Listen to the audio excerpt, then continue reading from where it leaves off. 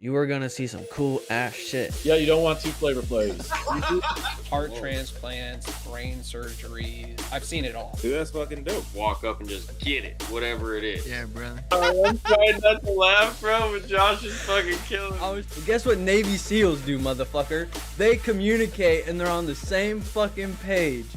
Whoa.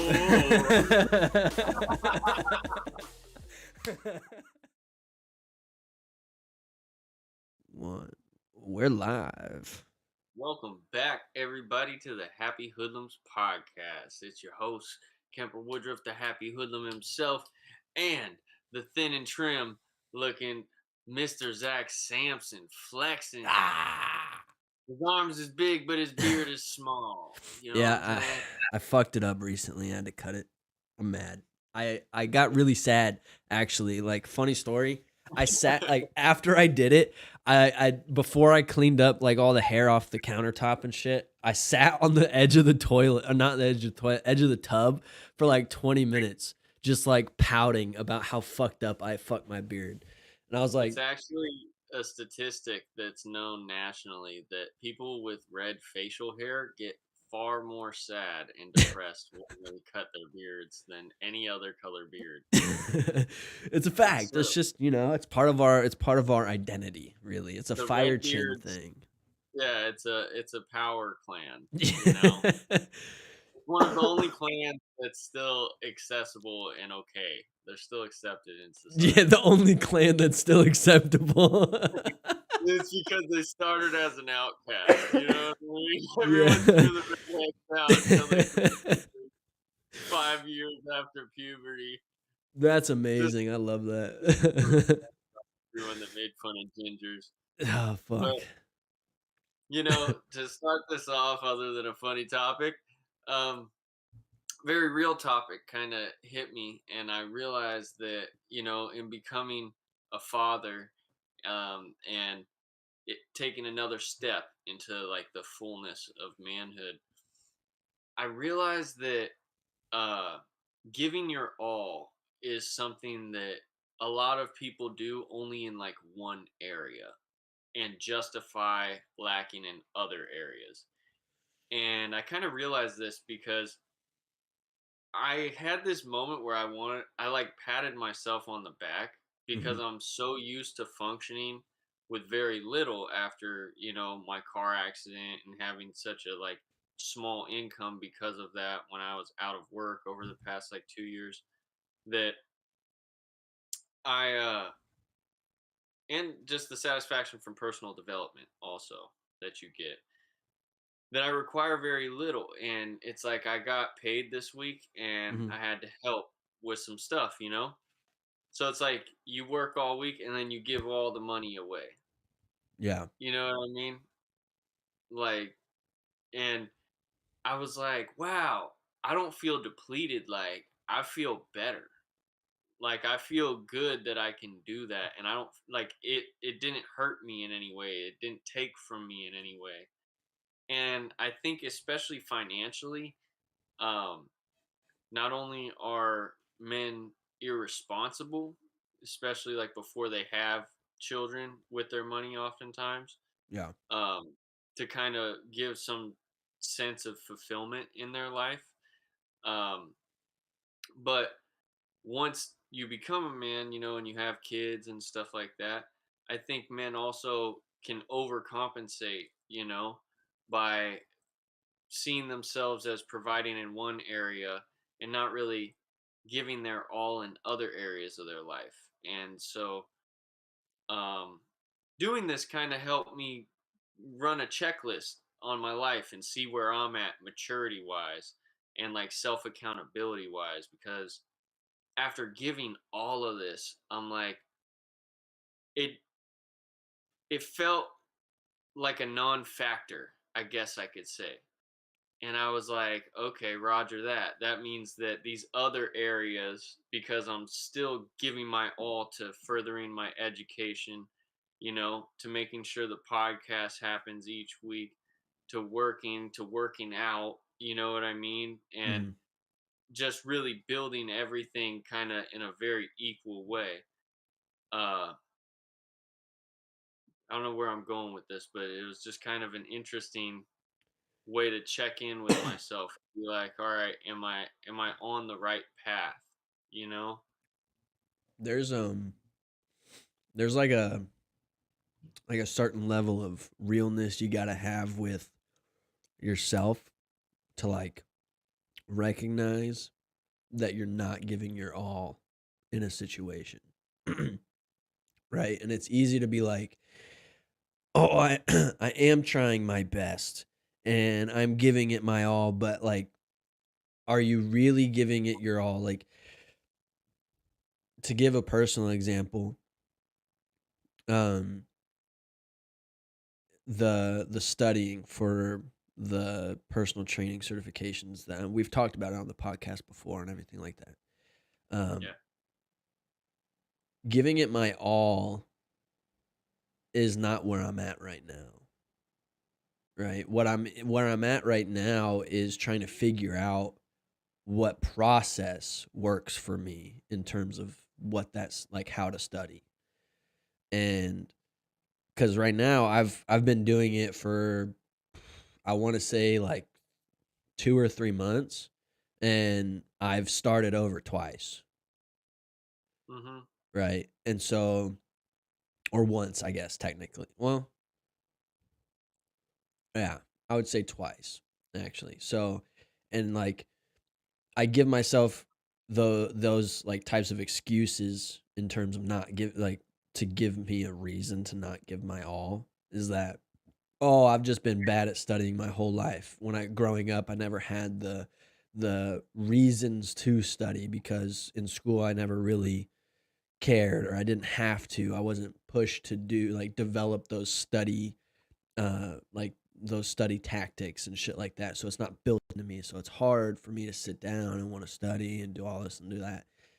Mhm. And what to me giving it your all is like okay, yeah, you have excuses and you could make them all you want, but when you stop making those excuses and you start holding yourself like really accountable and being like, okay, these are maybe your excuses are true and valid, but to be like to say in your head and to kind of trick yourself with like a mental trick is saying like, but I enjoy it, right? Yeah. And so like that's how I also tricked myself into enjoying doing fucking laundry, right? Is like I doing like I honestly, enjoy that's fucking folding laundry. I started telling people I just enjoy folding laundry now, and now I actually have fun folding my laundry because it feels productive. And yeah. so I think auditing yourself really and saying like stripping away your biases or your insecurities about yourself and whatever fears you have. It's not an easy thing to do that, right? That's a lot of people talk about doing that, and it's not that easy. It's not just get rid of it. And then, Yeah.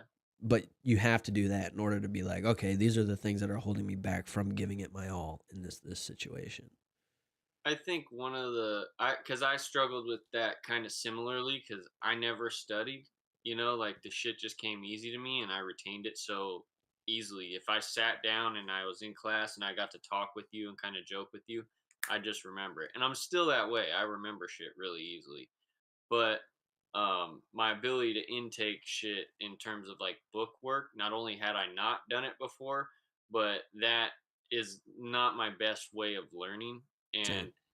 And so I had to kind of come to understand that perfection can't necessarily be graded 1,000% on performance. Yeah. You know, there is a level of output that you're forcing yourself to do, but the quality of that output is what I'm judging. Hmm. You know what I mean? Yeah. Especially if it's a curriculum that's not timed, you know? If it's not super duper time sensitive, it's kind of something that you can do after work or insert here in your day to day, little bits and little bits. It's okay to know, all right, well, today I'm kind of like that. Today was an 80% day for me, but Yeah. judge it after the fact, Hmm. you know? not before the fact. Don't go, oh, I'm at a 80%, so I'm just not going to do as much. No, go into it like I'm going to do as much as I can. I'm going to give 100% Of with what I the got. best quality Yeah. that I have, right? And keep it real with yourself when that isn't, when that quality's fading. And you can let that quality kind of fall into the point where you go from, giving your 100 down to like, or even, in the 90 percentile, right? You're just giving it your best, and then you fall into like a C. When Yeah. you're in that, like, I'm really quickly plummeting below average, quit. Quit while you're ahead so you still feel good about it, and find where your checkpoint is, stop at your checkpoint, and then you can pick back up there. And you might pick back up there later that day, if it's one of those days where you're truly at like a 90 some odd percent. You might hit it twice in a day, just like you might hit 2 workouts in a day, you know Mhm.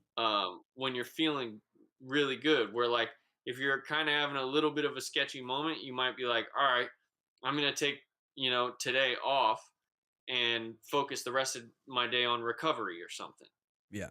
really refueling my body, making sure I'm resting. And that's like an inadvertent way of feeding the same goal.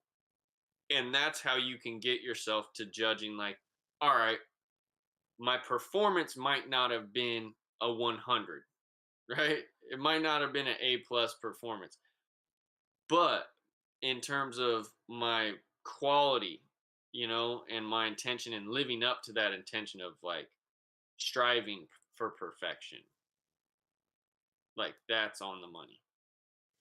I And think I don't know which motivational speaker I heard this from, but the idea of perfection is a result of insecurity. mm, And I thought about that, and it makes a lot of sense because if it's what a lot of people use as an excuse to hold themselves back from being able to just do something, right? It's like, hmm well, I don't want to do it unless I can do it perfectly. It's like, well, but if you don't do it, you'll never be able to perfect it regardless. But yeah, why do you have to do it perfectly? It's because you're afraid of failing. It's the whole idea of being afraid to fail, right? yeah, It's like that's kind of what a perfectionist is in my mind. It's like, and I'm that a little bit, like, or maybe a lot of bit. I don't know, because I hold myself back in a lot of areas, and I'm doing what I can in this moment to like rectify that and be real with myself and shit. Um, and so I think like mostly just being honest with yourself about what it is that's putting you in a position to limit yourself. well, I think, yeah, what I was getting at in the beginning that you just kind of touched on in a very real way is like, we center our judgment and our criticism and our insecurity when we're focused on ourself, Yeah. and that becomes debilitating, to like being in a state of motivation or high enthusiasm, right? But when you remove yourself from it, which is what I mean when you give your all truly, it's almost like it's bigger than me, you know? I'm not judging this performance on this one isolated incident of me doing my homework, right? Hmm. Like, my homework means so much more to me, and why I want to do it with quality is this is for someone else. This is when I'm really giving my all to this, it's not for me alone. I'm giving my all so I can be this, and give this to everybody else, so I can be a walking testimony for this level of awareness in life that other people are lacking in, you know? And because I've been affected by great mentors, Yeah. and I realize at a certain point, something just clicks where you realize I'm done just obtaining knowledge, and not applying it. I have to teach this shit. I know too much not to teach this. It's eroding me and degrading me by me not truly giving my all on a higher level where I'm living up to my potential, not just for myself, but for the greater tribe of humanity. Mhm.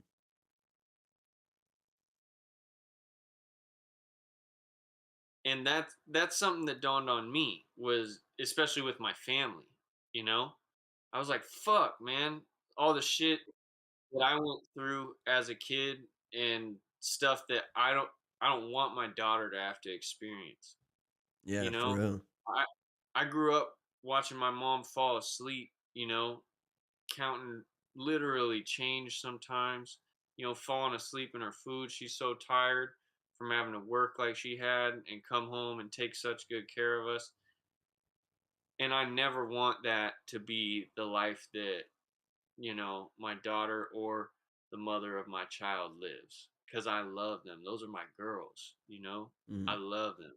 And so as a man, it's like, no matter how far removed, I will always seek. And the farther you put me at arm's length, the more that I'm going to try and throw my all at everything that I'm doing from where I'm at, with the purpose of bringing it, all the like rewards of that, to you.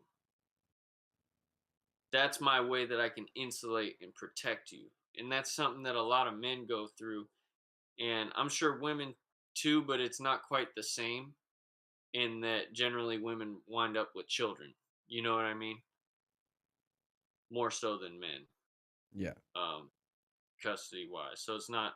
It would be a weird thing for, in our society, for the chick to be breadwinning and giving in a separate custody kind of situation.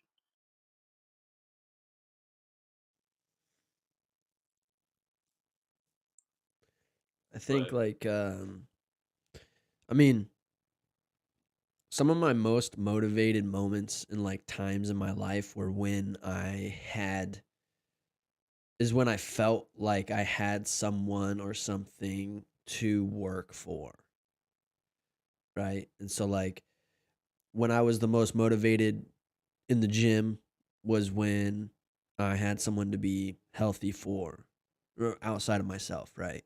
Um mhm, and the hardest I ever worked on anything like in terms of like career and business and shit like that was when I felt like I had a goal and someone to work for. And I know where that's at. I know where and what that version of me looks like. I'm just trying to figure out exactly how to spark that in my head again. Um and find that purpose. Like what you're saying is like who is it for and how to like navigate that. That's what I'm looking there's for now. you got to get to that place where there's a level of desperation where this truly feels like you're doing it for survival. Okay. There's places in my emotions that I don't go because I'm not ready, because that would debilitate me, Mhm. you know? And so, because of that, I've been able to dedicate so much focus. And this is what helps me with taking the utmost pride in the quality of your work. Like when the big things in your life are fucked up, you take so much pride over the little things. And that's how you give to yourself and honor yourself, by how you do what you need to do. It can be something like I was talking the other week about taking out trash at work. Mhm. Uh, Not just taking it out, maybe you take that extra effort to make sure you put another bag in there for the next time, Yeah. underneath the bag that you're putting in.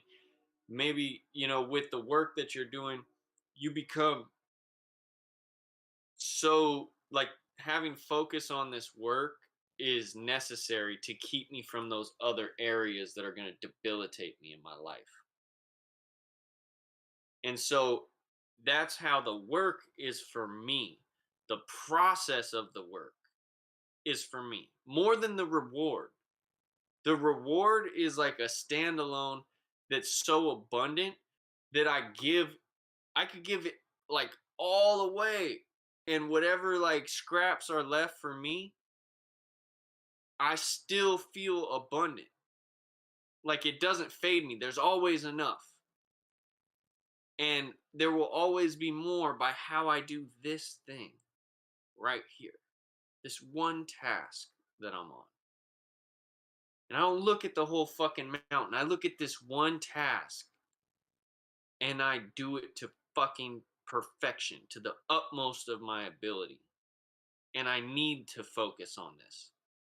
And I give it so much love and so much attention. I handle one person that walks into the gun store for like an hour at whatever level it is. I can't tell you how many times I've seen people like there was an older dude today that came in, midway through helping him, he lets me know that he has arthritis, Mhm. right? So now we've gotten to this other level. I see already that he has a list of guns that he wants to see because he's watched it on YouTube. He doesn't know really what he wants. He's not familiar with them. So I'm taking the time to kind of familiarize him how to hold, what the features are, kind of getting his brain up to my level of understanding so he knows what he's looking at, what to feel for, how natural it feels for him, all that kind of shit. And then can he use it? Now I'm out here spending like an hour on just one person to make sure he can actually operate things properly and he feels comfortable, he's educated, all that kind of shit. And that same thing's gonna translate. And it kind of dawned on me after I helped him, that right as he came in, he wound up buying the gun that was like the first gun that I showed him. Mhm. I had already pretty much figured it out and knew what he was looking for, but I needed him to know why and what he was actually looking at. Yeah. You know, I wanted him to. Like that shit mattered to me, and to make sure he's safe. And there's so many layers to it, but the point is, as I was kind of running and grabbing this box for the gun, it dawned on me. I was like, that's what's gonna make me successful in everything, anything that I sell. If I take that level of care. And that's what's going to make me successful in real estate next. Because if I just handle this one person that good, they'll find me another person. And it's all beneficial. And there'll be plenty rewards that come from it. But I'm not my plans for those rewards are reinvesting into other things that will give more life to more people, help more people. And that little crumb stash that I keep for myself is going to it's a mountain of its own.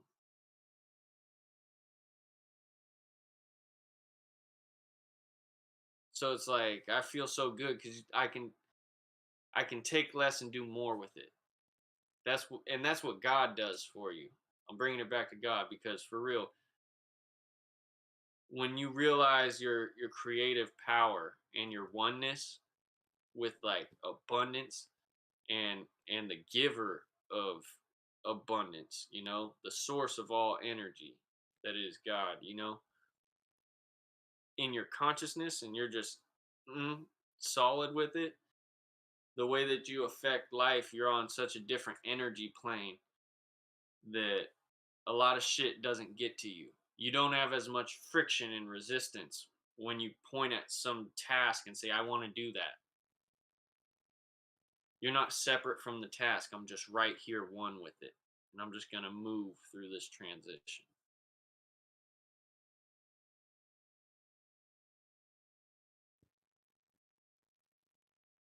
But it's strange. It's spiritual, but it's almost like mechanical the way that you can go through it and create a process and understand the nuance and just really love every component of what makes something what it is.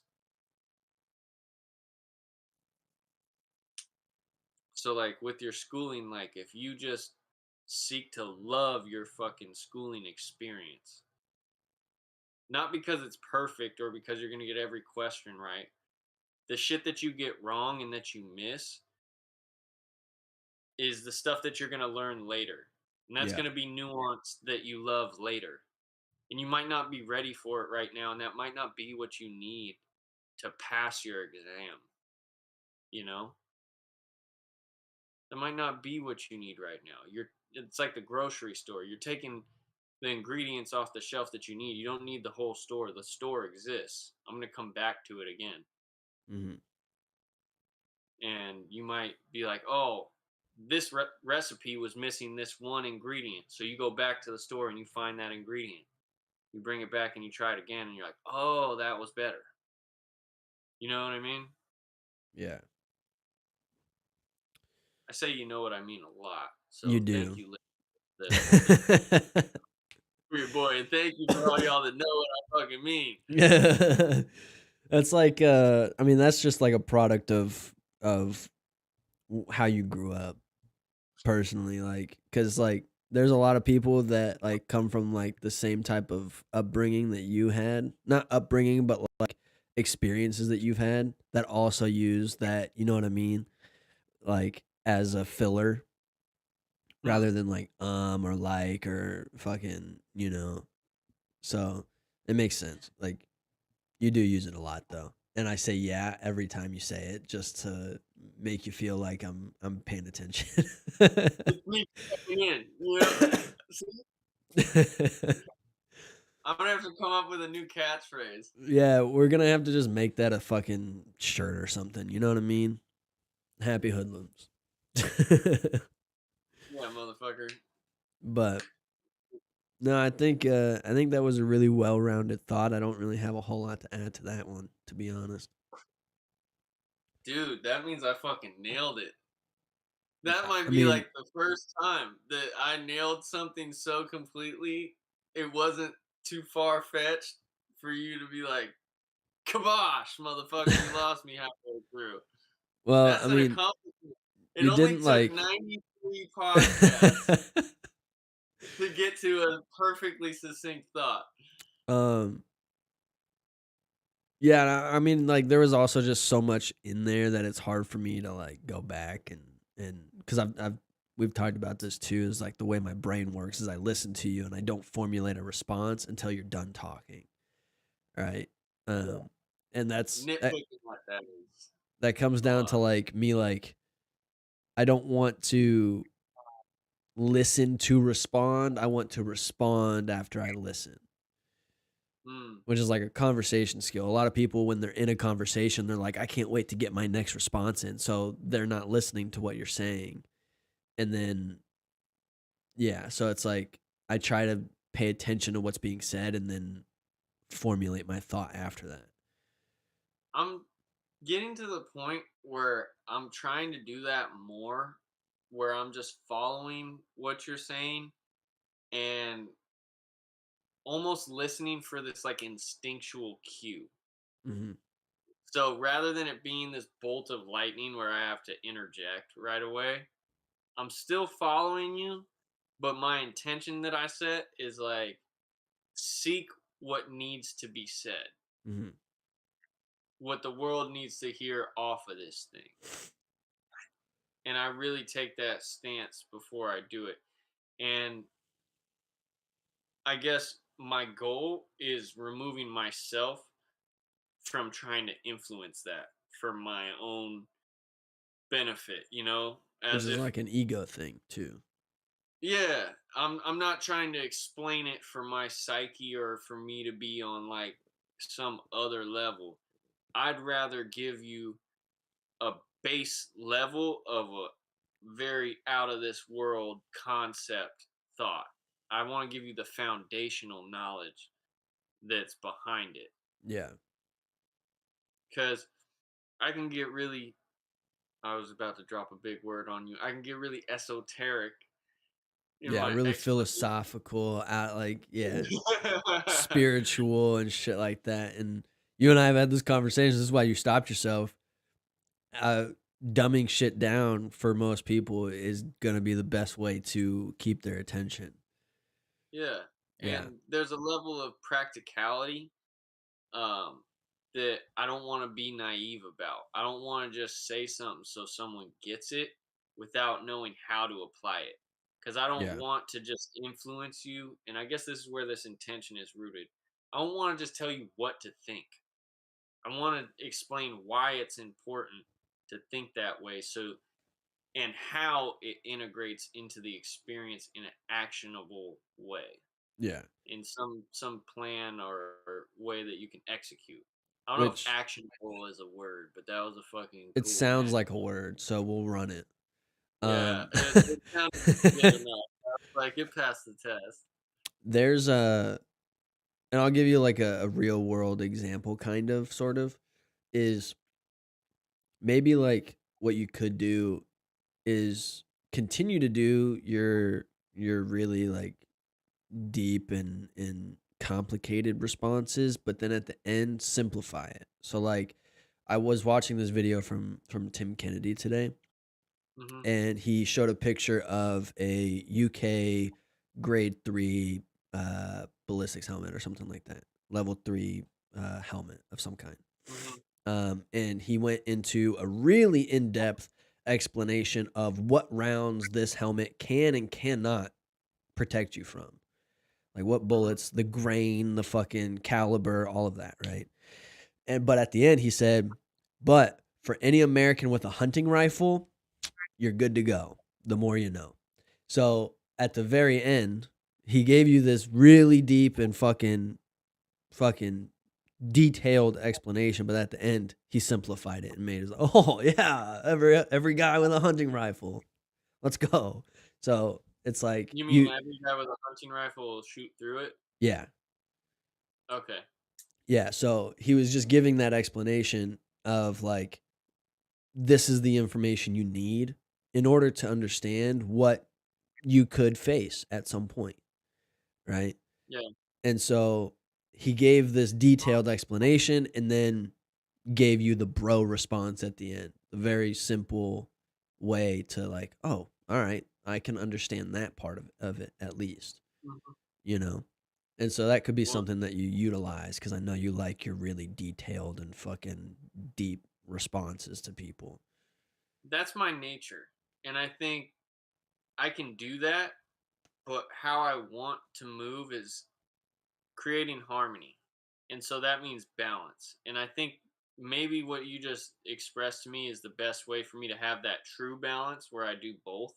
Yeah. Um, but yeah, it's interesting talking about helmets because when you look at what they're rated for, Hmm. especially like in the UK, their biggest fear is probably Russia, right? Yeah. And if not Russia, things in the Middle East. Hmm. Well, what are they using? They're using Russian weapons essentially, Yeah. AKs and Dragovs and PKMs and shit like that. Yeah. Until we left all of our fucking shit there. Yeah. But Yeah. Which is a fucking they're another disaster on its own that we could get into for another 2 hours. But But yeah, so I mean, what they were designing it for might not have been the ultimate level of security yeah. because people also, if you're hanging night vision off of it or whatever, you can fuck up your neck. Interestingly enough, I was watching a Mike Glover podcast and he was talking about how he had got a surgery because he broke that disc that I broke in my I neck. seen this video. He did like a 15-minute video on his channel about how they weighted their helmets and shit, especially in the Yeah. early days. Yeah, and so I must have been watching the same video, and I was like, dude, well, fuck, man, the fact that that's because I'm telling you, the past like week or so, my neck has just been fucked off, dude. It hurts There's a so lot of bad. Like, people that I know, like myself, hmm my girl, and you. We're all having fucking neck issues lately. So yeah, it's like, it, fuck. it happens when I get stressed. Yeah, Like, truly, that I got a pain in my neck, because you're you doing know? this, doing that stress Yeah, shrug. yeah, a little bit more tension than normal, Yeah. and I'm gonna put myself on blast. I was a little bit off the path. I haven't been exercising as frequently as I was like a week and a half ago. Same, So, but because of but my today shoulder. today I woke my ass up. Yeah, my tricep too has been kind of killing me, my left tricep. But I was like, you know what? Fuck all that, son. Get the fuck out of bed and get your ass to the gym. Yeah. And so, yeah, I, back on the path, motherfucker. like, so 2 weeks ago, I hurt my shoulder. I didn't work out Mhm. all that week, like the week that I hurt it. And then last week, all I did was legs. I did legs Mhm. like 3 or 4 times last week. And then this week, I was going to attempt to do upper body stuff, but I got sick on Tuesday. And so I'm Mhm. like I got hit hard by it. Like I was fucking out for the count for since today actually. Today is the best I've felt since Tuesday. Um That's and sweet. so then I'm like, fuck. And so yeah, I've been really going. I've been not consistent the last 2 weeks. 3 weeks Mhm. actually technically, but what I'm hoping for is to get back into the gym ASAP, get my shoulder right, and then I'm gonna go back to how I was training and working out before in a more like athletic and more functional way because I found that I enjoyed that most, and it brought me the results that I wanted the most. Mhm. So like I looked at a picture of myself probably like from 4 or 5 months ago, maybe a little bit more Yeah. than that, and I'm like, fuck, my shoulders were way more defined. My abs were a little bit more cut than they are now. And I just looked better. And so I'm like, and I know that my cardio was way better at that point too, because I You was moving running. back for Poppy style. Yeah. Cause dude, back then I was running a mile with 10-pound ankle weights on each foot. Got him. And so, wait, what do you mean? What? You're What did you working say? out more my style, doing super hypertrophy, Oh, no, not crazy like that. like No. cardio applicable shit. Well, I think that what you're thinking is different in comparison to what I'm going to be doing. Oh yeah, Like you're gonna I Samson. yeah, I would like to take you through the workouts that I'm going to be doing at some point cuz they're different than what we've done together so far. Fuck yeah, let's do it. But I got to get my shoulder fixed because a lot of it what it's going to be is a lot of overhead stuff and a lot of shoulder stuff, so I have to get my shoulder right. I don't want to fuck it Fucking up wicked, more. Zach. So but I'm gonna slowly integrate upper body shit again to start testing my shoulder and getting it better. Because right now, the only positions that I have a hard time with is reaching Missionary. across my body. What? Said missionary. That would be a hard one because I can't do. It's Okay. hard for me to do push-ups right now or plank with my shoulder the way it is. So missionary would be Yo, a difficult one. Shane Gillis is the funniest fucking stand up where he's talking about like when unathletic dudes are fucking missionary and how like they're like breathing in their girl's ear and it sounds Yeah, like it's just a dog sniffing around your yeah, hair. yeah. His new special is fucking hilarious, dude. Dude, he's a killer. He Yeah, might he's be the hilarious. funniest guy on the planet right now. He's His up whole there. like Navy SEAL bit is fucking He, awesome, bro. yeah, It's he's that like I'm not even gonna fucking try to reenact it, but it's fucking hilarious. So if you yeah. haven't seen it, oh, there went my light. Oh well. If you haven't seen it, it's That, on Netflix. It's called fucking Dog something, I think. that's all good. I got to cut anyways, you know. I got a few more tasks I got to do. I'm studying for the exam, so I got to make Sounds sure I good, get that bro. in tonight. All right, So dude. this was a good quality podcast. We didn't drag it out too long. We got No. right to the steam. You know what I mean? Cut this bitch to the bone with all the fat off the ass. And this is what we do because we in this bitch. Blah, blah, blah, blah. All All right, right. guys. Till next week.